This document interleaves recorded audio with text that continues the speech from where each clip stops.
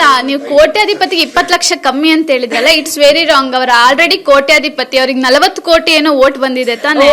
So ಕೋಟ್ಯಾಧಿಪತಿ ಆಗಿದ್ದಾರೆ ಅವರು. 20 ಲಕ್ಷ ಏನ್ ಕಮ್ಮಿ ಇಲ್ಲ, ಜಾಸ್ತಿ ಕೋಟ್ಯಾಧಿಪತಿನೇ ಆಗಿದ್ದಾರೆ.